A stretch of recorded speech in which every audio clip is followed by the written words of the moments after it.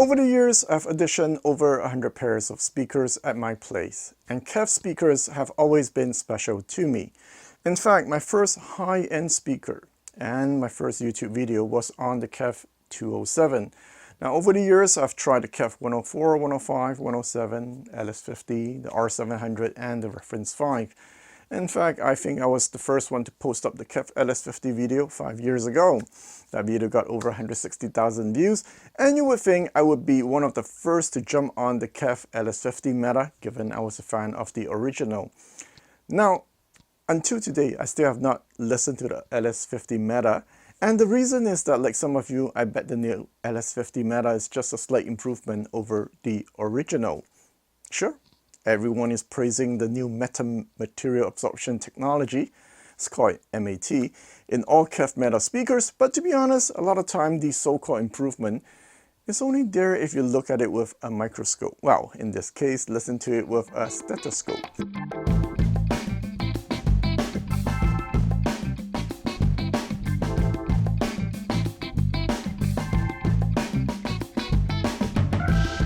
As such, I never had the urge to get my hands on the KEF LS50 Meta. By luck, I recently got a chance to get my hands on a pair of KEF R3 and R3 Meta. So, is Meta material absorption technology the best thing ever since sliced bread? Well, let me put it this way. I have a friend whom I call Mr. Quad. Now, I gave him this nickname because he owns a pair of Quad 2905. Now, he is not a fan of modern KEF sound, because he finds them too analytical. The other day, I lent him a pair of R3 Meta, and guess what? He was shocked at how much the KEF sound has changed that he lost track of time while listening to the R3 Meta. From I don't like KEF sound to wow, I am seriously impressed by KEF, the Meta series must be doing something right. Now, when Mr. Quad told me that he was blown away by the Meta, I actually have not really listened to the R3 Meta yet. I was not really surprised though, because from memory, my KEF R700 was a bit on the dark side. Perhaps it was a system matching at the time issue, but I remember the treble energy was not as forward as the LS50. So I thought, okay, maybe the R3 Meta follows the same voicing, where it is a bit on the dark smooth side.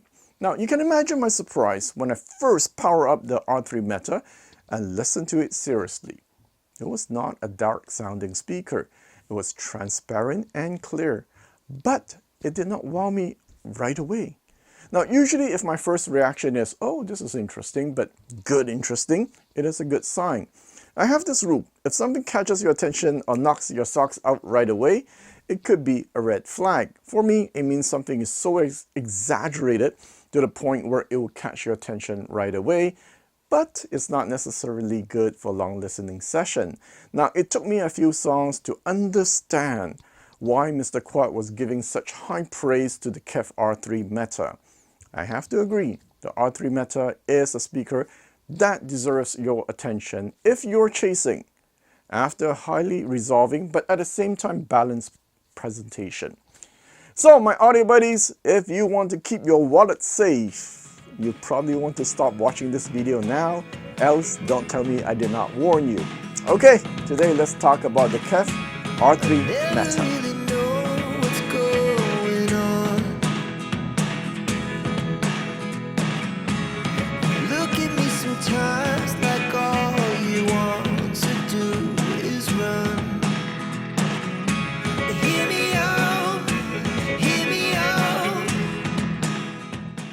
If you put the R3 next to the R3 Meta, from a distance, there's no way you can tell a difference. Now, either the cabinet design team was on vacation when they were working on the new Meta design, or the original R3 design was so good that, you know, as the saying goes, if it ain't broke, don't fix it. Now, priced at $2,200 USD, you get a really well-built speaker. The finishing is impeccable.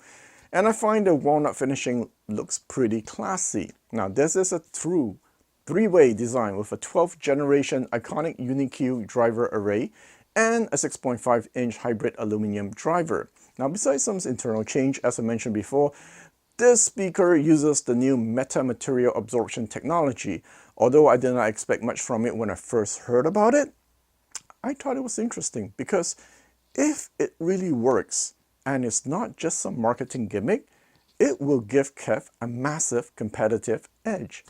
Simple yet innovative. Man, whoever came up with it deserves a big fat bonus. Now, another reason I remember it was interesting because usually companies will introduce new innovative technology first with the high-end models and then trickle down. In this case, well, unless I was mistaken, it was first introduced with their affordable LS50 Meta. Now, at the time, I remember it was the talk of the town, a great marketing move. Whoever came up with that, give them a fat bonus. Now, please leave in the comments whether you agree or not it is a great idea for a company to introduce new technology with their affordable line instead of their top of the line. Just a brief interruption, esteemed viewers. As you may know, I'm Tom Martin, Chief Content Officer of The Absolute Sound. We have a new product. It's on the Substack platform, and we're going to do some interesting things with Substack. First of which is reader questions and answers. Each Monday, readers will submit questions. We'll pick the most interesting ones and we'll answer the questions on Friday. We'll also have early access to articles and special blogs that don't appear anywhere else. We hope you'll join us. It's only a cost of a cup of coffee per month. Just check on the screen or in the show notes below. Thanks. And now back to the show. So let's just get straight to the point. Is the R3 Meta better than the R3? For me, yes. This is a refined speaker with a lot of resolution. Now, I know these days a lot of speakers have a lot of detail. In my opinion, many speakers I listen to give this illusion of having a lot of detail by, tilting up the treble. The Meta does not do that. The treble is not tilted up. So it is easy and pleasant to listen to. Now, I don't know if it's because of MAT, the technology, but you can hear a lot of micro details. The change in the singer's breath, the faint vibration of the guitar string, for example, can be easily picked up effortlessly. Now, I cannot stress enough how important this is to have a speaker that is easy to listen to while having a lot of micro detail, refine and sparkle like no tomorrow for $2,000-ish. I cannot think of many. Now these days I've been testing a lot of speakers that cost like 4 or 5 grand, and these R3 Meta's top end will put many of them to shame. Despite it being highly resolving, I don't find them analytical. You can easily just sit back and relax with these. If you're afraid the KEF Meta might be too lively for you, because you're the type every time you listen to a super revealing speakers, you have the urge to put a pillow in front of the tweeter, don't be. More than 90% of you will not get listening fatigue with the R3 Meta. Next, the vocal is probably the star of the show. The mid-range sounds natural. Now, after you listen to the Meta and go back to the original R3, you might find the original R3 mid-range to be a bit sharp. And maybe another way to describe it is the pitch is slightly elevated compared to the Meta. On its own, you might not notice that, but if you A/B test, very hard to go back to the original once you heard the Meta's mid-range. That alone, for me, is worth the price of admission. Next, the bass is strong, tight, texture, and nuance. For most people, I would say you can get away without using a sub. Not only is the bass a bit more precise with the Meta over the original, I do find the soundstage deeper and wider on the R3 Meta. With the right equipment, yeah, you will get a nice airy soundstage. Next, it does a very good job at separating instruments. So there's this track I use frequently named We Are from Heaven. I hope that's how you pronounce it. I like using this track because not only the male singer's vocal is amazing, you get to listen to a lot of instruments. What is nice about this track is if your system has enough resolution and is very good at instrument separation, you can pick out the instruments playing gently in the background. This R3 Meta can resolve all these micro details convincingly. Despite the track having many instruments, the R3 never feels busy or congested. It handles the track really well.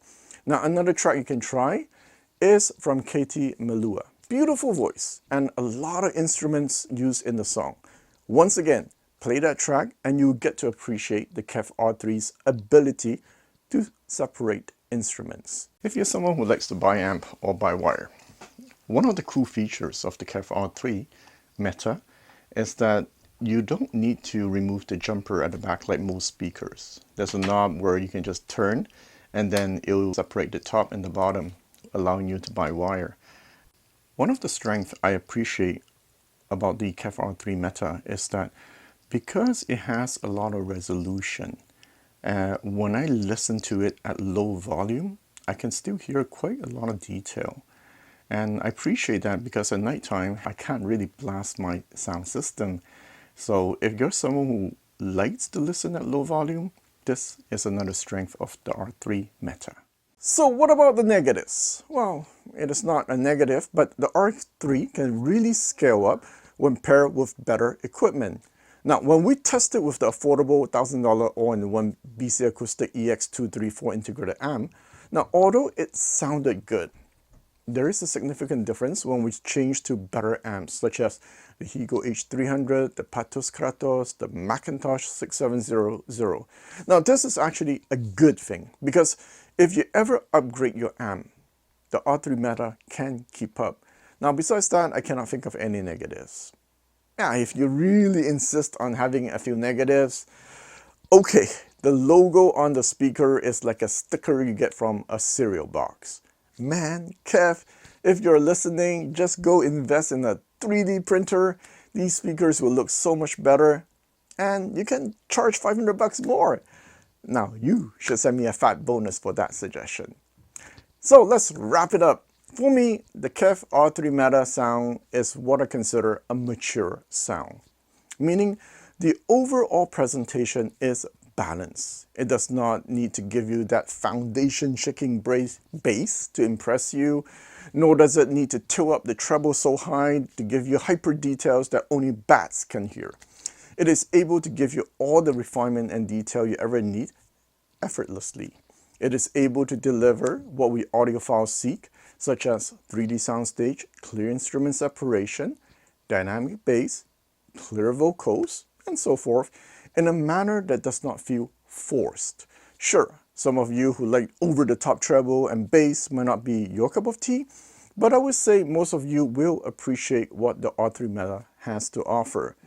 If you're shopping for a speaker for around $2,000, the KEF Meta is a must on your audition list.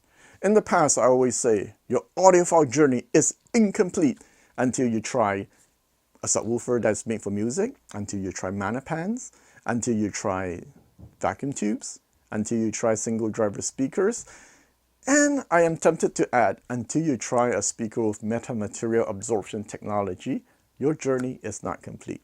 Now, in closing, let me share part of an email I received from Mr. Quad, whom I mentioned earlier. In conclusion, I was too quick to judge the KEF R3 Meta before even taking the time to listen to them. If Thomas hadn't brought to me these beautiful boxes to test, I'll still be under the impression that KEF and its aluminum speakers can't sound anything other than metallic. Well, my dear friends, today I humbly confirm that I was totally in the dark and that the R3 Meta has satisfied my musical thirst and given me several hours of pure pleasure. Alright guys, I'll see you next time.